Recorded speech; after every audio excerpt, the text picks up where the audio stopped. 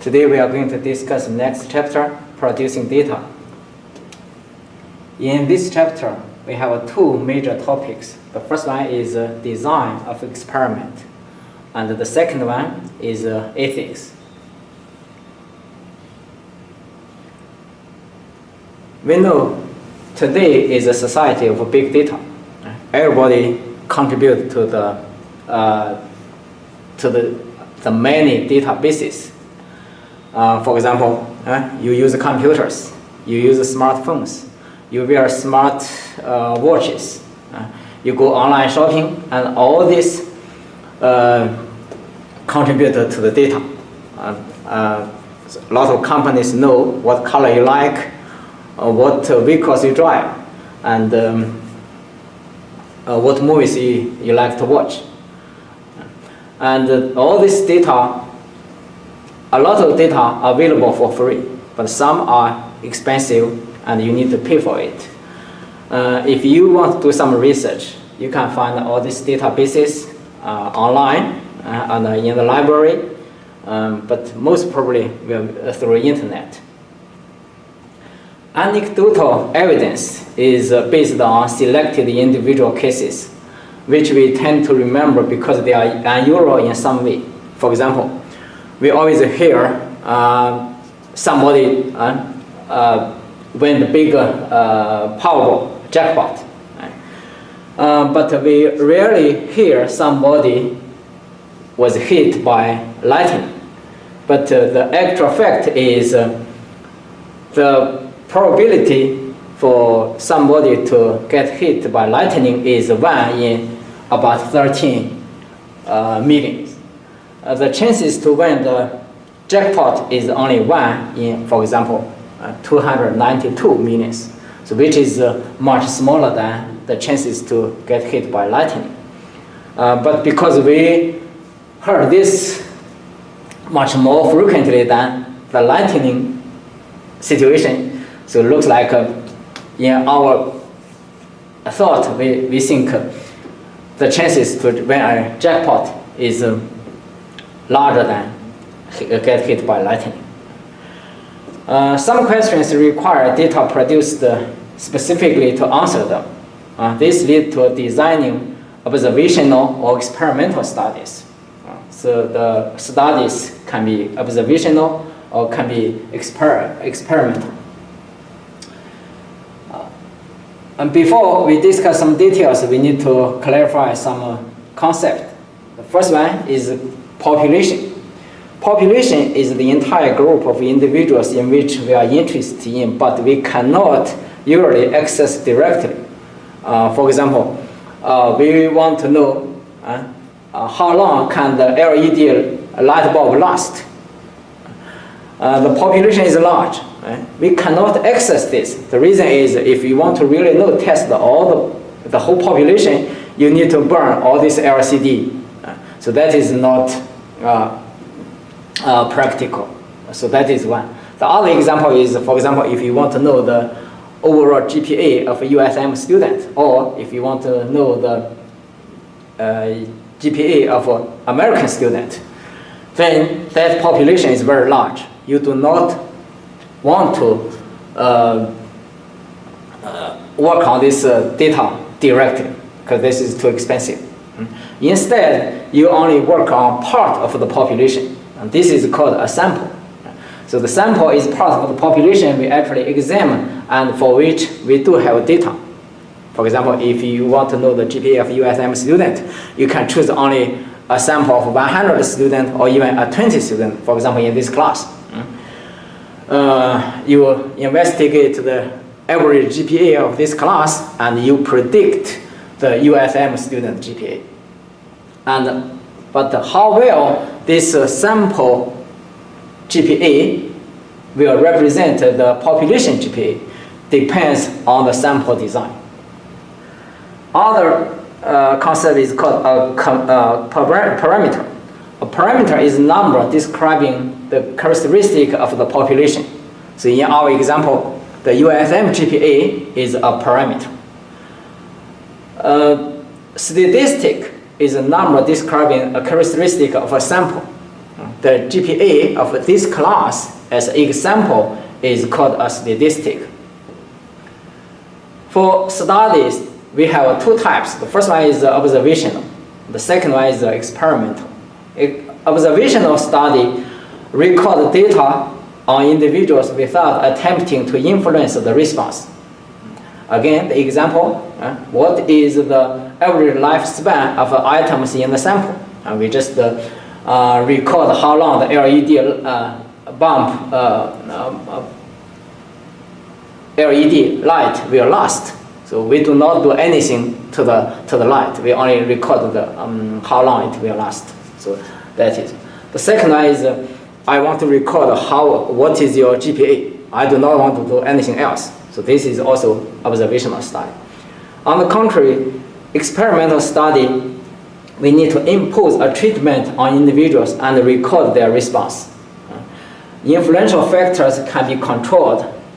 For example, what is the effect of the drug to a disease? We need to have, for example, two groups of two samples. The first one is called control without any drugs. The second one will take the drug, then we record the response, then we compare these two. And the second one is experimental study. That means we need to work, we need to apply a treatment to the individuals and then record their responses. So we need to work on them. Observational study are essential source of data on a variety of topics. However, when our goal is to understand the cause and effect, experiments are the only source of fully convincing data. Two variables are confounded when the effect on the response variable cannot be distinguished from each other. Examples, for example, if you want to know the effect of the cell phone usage to the brain cancer, because when you make a call, you make your phone close to your head, so somebody suspects that if you use the cell phone more frequently, then you have more chances to get a brain cancer. And if you want to do this study, you need to record, for example, how long the individuals use the cell phone and the chances to get a brain cancer. But you need to be very careful here. There are a lot of other parameters, like the age, like occupation, like the place of residence. For example, if you have one group that are only young kids, like 20 or something, and the other group is like maybe 80s, 70s, obviously the first group use more on the cell phone, but the second group may have more chances to get a brain cancer because they are elderly.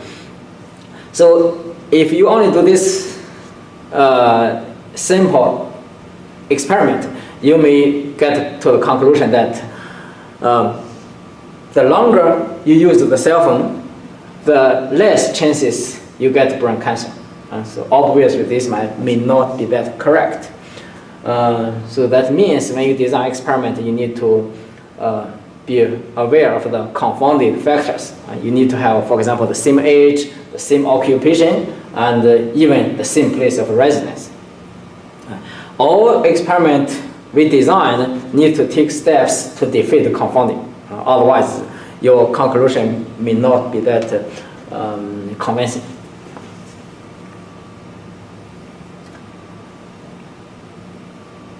The individuals in an experiment are called the experimental unit. If they are humans, then we call them subject. In an experiment, we do something to the subject and measure the response. The something here we do to the subject is called a treatment or a factor. If the experiment involves giving two different doses of drug, we see that we are testing two levels of factor. A response to a treatment is statistically significant if it is larger than you would expect by chance. For example, if you said you invented a new method or algorithm that you can improve your chances to hit the jackpot, right? So we know the chances for a random person to get the jackpot is like 1 in 2090 million something. If you can prove that your chances to hit the jackpot is like 1 in 1 million, that is will be statistically significant. That means your algorithm or your method may really work. So that is statistically significant. And later, in the later chapters, we are going to discuss what exactly can define statistically significant cases.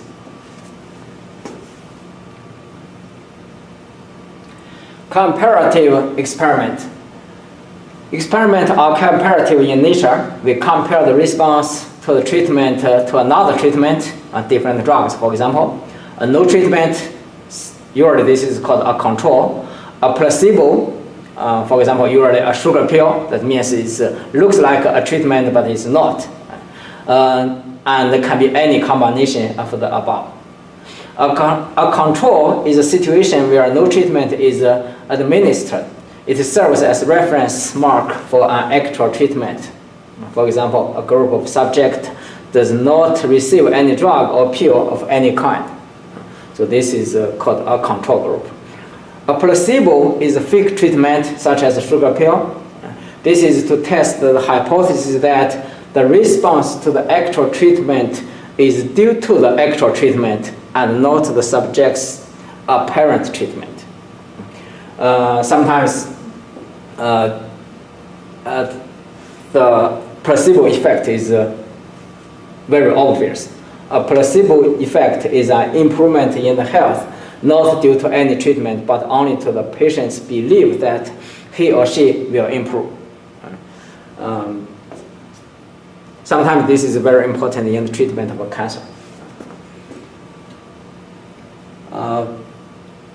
Next, we discuss a design. Before that, let's review an example.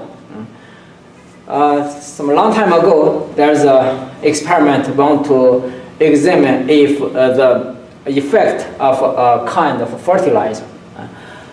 And later time, a statistician examined the experiment and concluded that that treatment, the experiment was worthless because they used a per experimental design. What was the design? The design, first one, fertilizer had been applied to the field 1 year and not another. And they want to compare the yield of grain produced in 2 years. They only apply a fertilizer in this year and not in the next year. Here, the question is the confounding. For example, maybe they ignore the weather. 1 year maybe is more favorable to the plant, another year maybe not, but they only contribute the difference to the fertilizer. So this is not correct. Second, fertilizer was applied to one field and not the nearby field in the same year. Fisher proposed a solution and used the randomized comparative experiment. What his idea is, first one, he need to apply the fertilizer in all of the years. That's the first one. Second one, he divided the land into smaller pieces and randomly choose some pieces that will apply the fertilizer and others will not. In this way, they compare the result. And this one definitely is a better way than before.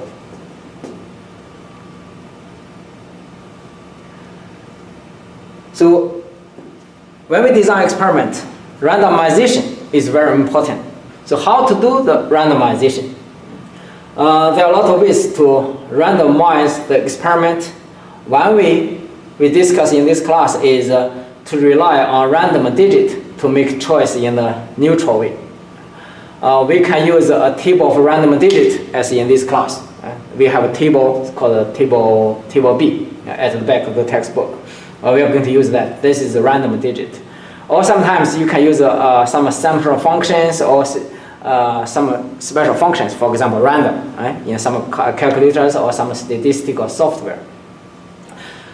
We use it just the the table B, right? The random digit to do this.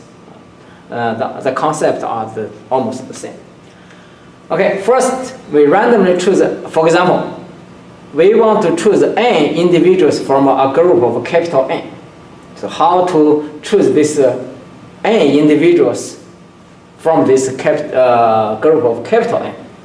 We have several steps. The first one, we label each of the capital N individuals with a number, typically from 1 to capital N, or from 0 to n minus 1. For example, if we have 10, the group has 10, then we can label them from 1, 2, 3, 4, all the way to 10. Or we can label them 0, 1, 2, 3, 4, all the way to 9. Okay? Both work. The second step is we have a list of random digits. This list of random digits is in the table B at the textbook. And this list of random digits is parsed into the digit of the same length as n. In our example, for example, if the number capital N equals 20, for example, if this 10 equals 20, and we have 2 digits, so that one is a 2 digit. So we are going to pass the random list into groups of 2 digits. A little time we are going to use an example to show how to do this. Then the parsed list is read in sequence from the beginning to the end, and the first n digit corresponding to the label in our group of capital N are selected. And this way, the n selected individuals constitute the random selection. Here we have an example.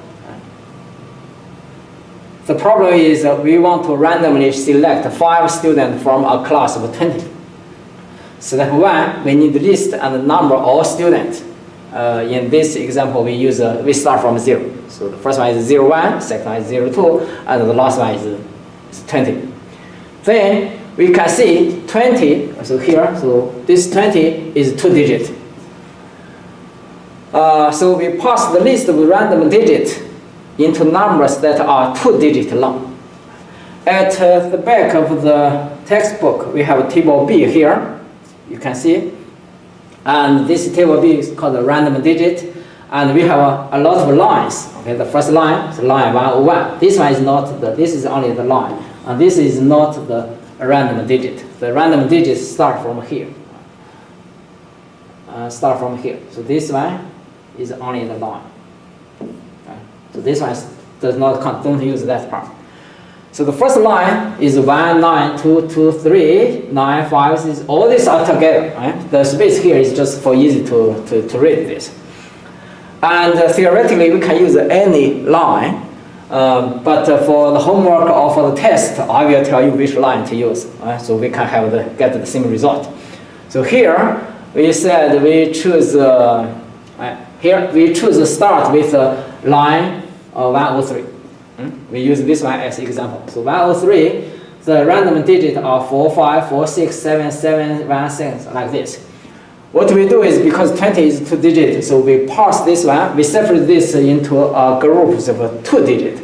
So the first one, okay, I rewrite all the numbers here, so it's larger, so we can see clearly. So the first one is 45, because the group is about 2 digits. And 45 compared to the labels of the whole student, all the student body. 45 is not in the label. So 45, we forget this. The second one is 46. 46 is not here. And the next one is 77. 77 is not here. Then the next one is 17. Okay, 17 is here. So 17.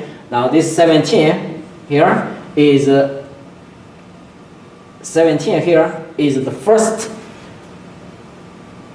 label or the first student we are going to choose. And then we continue. The next one is 70. The next one is 09. So 09. 09 is in the list. 09 is Henry. So we choose him as the second choice. And we continue doing this. Next one, 77 is not here. 55, not here. 80, not here. 00.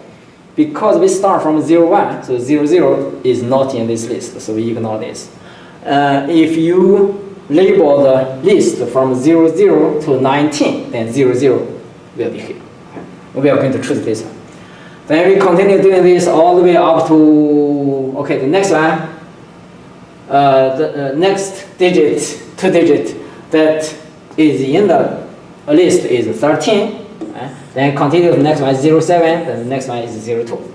So now we have all these 5 choices. First one, second one, third one, fourth one, and fifth one. So we choose these 5 as our randomized selection.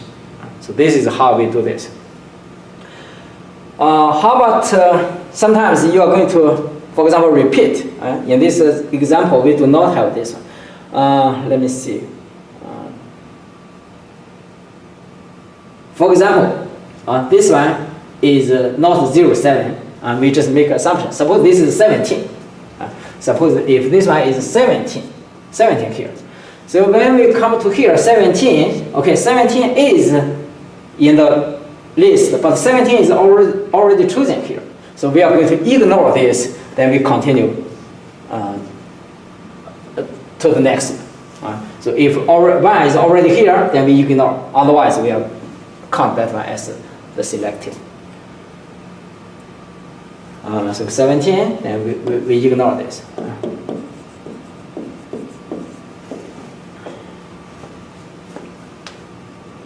Right, so this way we will choose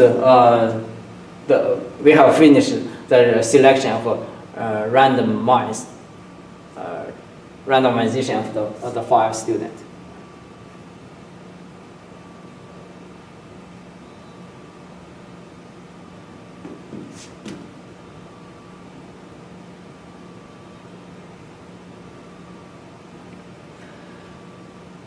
Principles of experimental design. We have 3 big ideas for experimental design. The first one is control. We control the effect of locking variables on the response simply by comparing 2 or more treatments. The second is randomize. This is very important. We mentioned this a lot of times. We use impersonal chances to assign subject to treatment.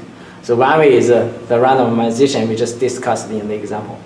The next one, important, is replicate each treatment on enough subjects to reduce chance variation in the result. Statistical significance, we mentioned this. Completely randomized experimental design. This is the principle we want to apply to all experimental design. Individuals are randomly assigned to groups, and then the groups are randomly assigned to treatment. So randomly here and randomly here. Sometimes your design may have a different, is maybe different. They have, for example, the first one, the first design. Suppose this middle is the target. That means that is what we want here. Right?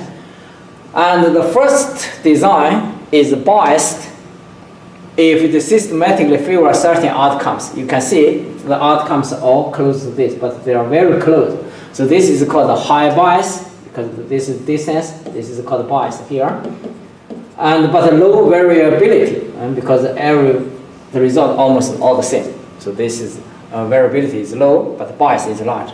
In this example, the mean, the average of all this experiment looks like very close to the center, to the target. So this is low bias here, but obviously the variation is very large. So this is low bias, high variability. And this one here, the mean of all this data looks like here, and it's far away to the desired. So this one has a high bias and also higher variability. And the last one is the best. And this is ideal because the mean of the data is very close to the desired. So this has a low bias and low variability. The repetition is very good also. So when we design an experiment, we want the characteristic of the experiment to be like this.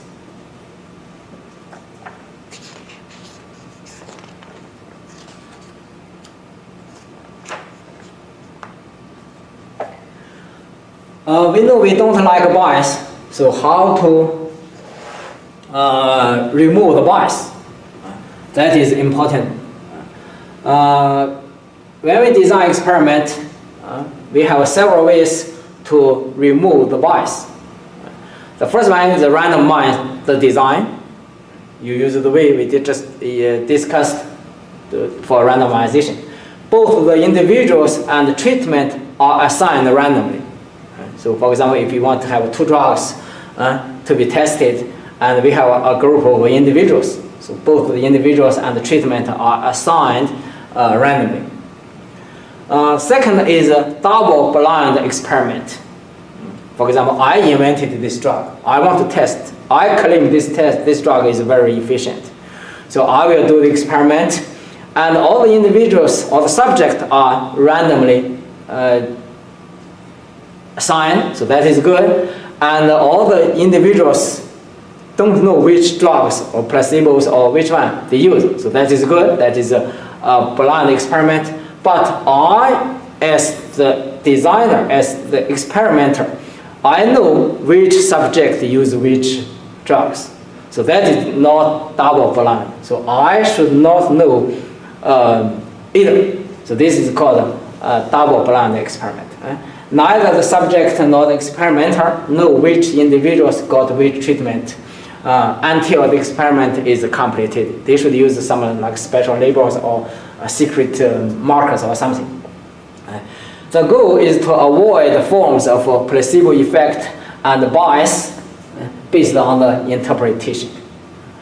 The next one is replicate your experiment. You need to do this not only once, maybe several times, to ensure that the particular result are not due to the uncontrolled factors or errors of manipulation. So we need the experiment to be repeated, replicated. Sometimes, for example, if I invented a hairspray, I said this one is very good to no bad effect to human being. But because this is brand new product, I cannot directly apply this to human hairs because that may damage the hair. So what I do is I apply them to rat first, then check the result, then determine, say, okay, that is good, no problem at all. Now we can see this experiment lack of realism, because for this kind of experiment, this is a serious weakness of experimentation. The subject or treatment or settings of experiment may not realistically duplicate the conditions, because the conditions we want to know the effect to the human being, but what we really do is the effect to the rat.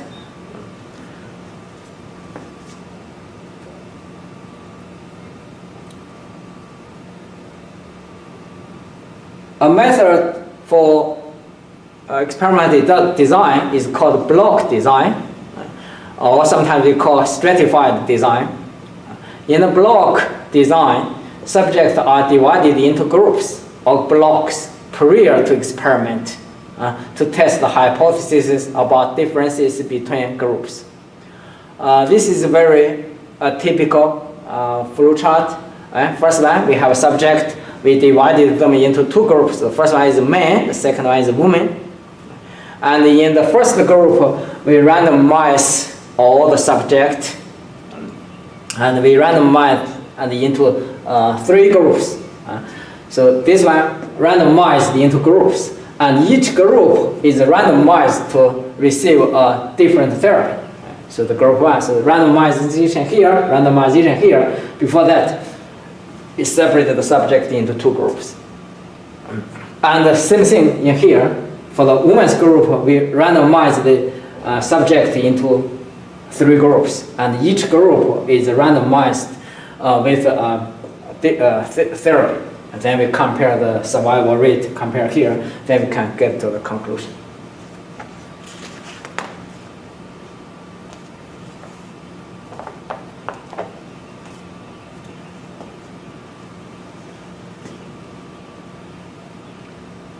Next design method is called the matched pairs design. In the matched pair, we choose a pair of subjects that are closely matched. For example, they have the same sex, same height, very close height, or very close weight, or age, or race. Within each pair, randomly assign who will receive which treatment. Twins here looks like a very good candidate for this kind of matched pairs because they are very similar.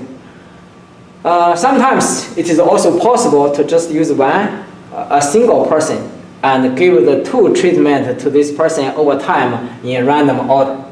For example, if we have a new drug that we claim can treat fever very well, can reduce temperature, for example.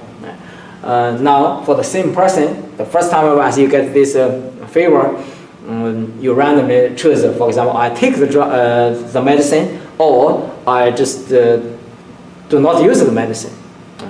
In this way, the next time, then you choose choose another option. So in this way, you use the same person, but as matched pair.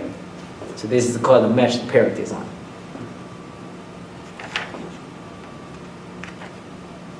All right, this finishes the discussion of